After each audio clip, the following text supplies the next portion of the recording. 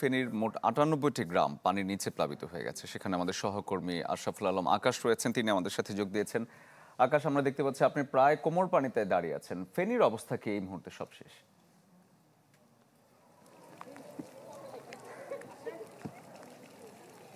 শরীফ, আমরা সকাল থেকে আসলে চেষ্টা করছিলাম এই ফেনীর পরশুরামপুর থেকে শুরু করে ফুলগাজীর বিভিন্ন এলাকায় যাওয়ার জন্য, কিন্তু এখানে যোগাযোগ ব্যবস্থা একেবারে ভেঙে পড়েছে। আর সবচেয়ে বড় কথা, এখানে আমরা কোনো ধরনের নৌকা বা বোট কোনো কিছু আজকের দিন পর্যন্ত আমরা ব্যবস্থা করতে পারিনি, কারণ এখানে কোনো কিছুরই ব্যবস্থা এখন পর্যন্ত হয়নি।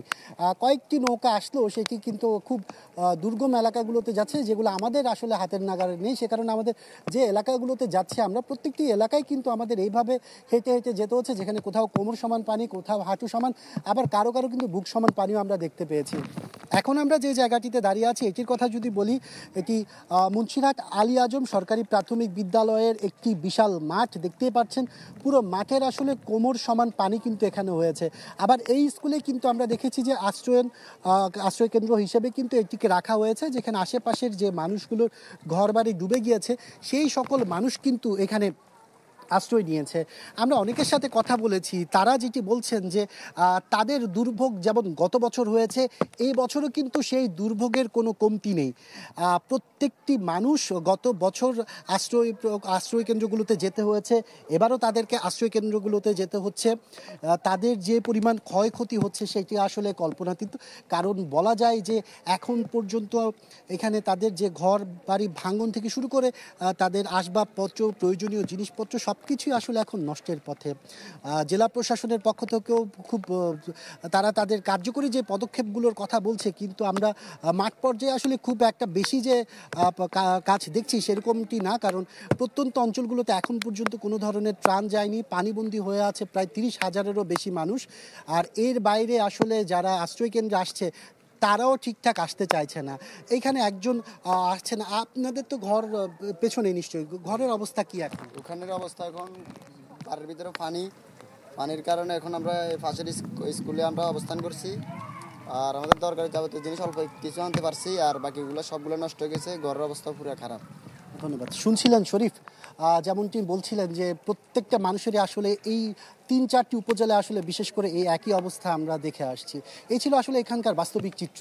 শরীফ, আকাশ, ধন্যবাদ আপনাকে। আমাদের সাথে যুক্ত হয়েছেন দিলদার হোসেন। দিলদার, যাদের বাড়ি প্লাবিত হয়ে গেছে বা পানি ঢুকে গেছে, তাদেরকে সহায়তার জন্য প্রশাসনের পক্ষ থেকে এখন পর্যন্ত কি কি পদক্ষেপ নেওয়া হয়েছে? আপনি যেমনটি বলছেন, যাদের বাড়িঘর পানিতে ডুবে গিয়েছে বা ক্ষতিগ্রস্ত হয়েছে, আমি এখন রয়েছি ফুলগাজী উপজেলার আনন্দপুর উচ্চ বিদ্যালয়ের আশ্রয় কেন্দ্রে। এখানে প্রায় 60 থেকে 70টা পরিবার এখানে আশ্রয় নিয়েছেন। তারা এখানে গত 2 দিন থেকে এখানে রয়েছেন। তবে তাদের অভিযোগ হলো এখানে তারা নিজস্ব ব্যবস্থাপনা খাওয়া দাওয়া করছেন, সরকারি বা অন্য কোনো সহায়তা পাচ্ছেন না।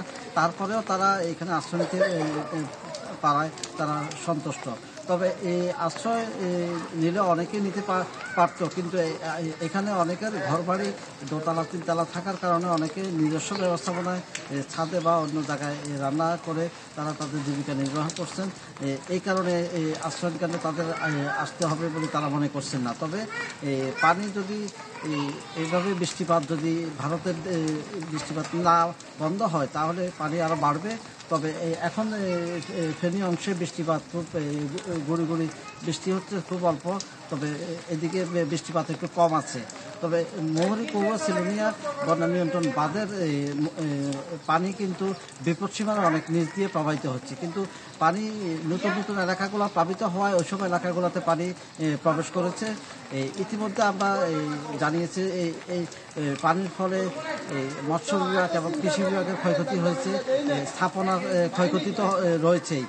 তবে সব মিলিয়ে কিন্তু এখানে যে ক্ষয়ক্ষতি হয়েছে, যদি প্রয়োজনীয় ব্যবস্থা গ্রহণ সঠিক সময় প্রয়োজনীয় ব্যবস্থা গ্রহণ করা না হলে কিন্তু আরও বড় ধরনের ক্ষতির আশঙ্কা করছেন স্থানীয় এলাকাবাসী। এই ছিল আমার সর্বশেষ। ধন্যবাদ আপনাকে। দর্শক, ফেনীর বন্যা পরিস্থিতির খবর দেখাচ্ছিলাম আপনাদের।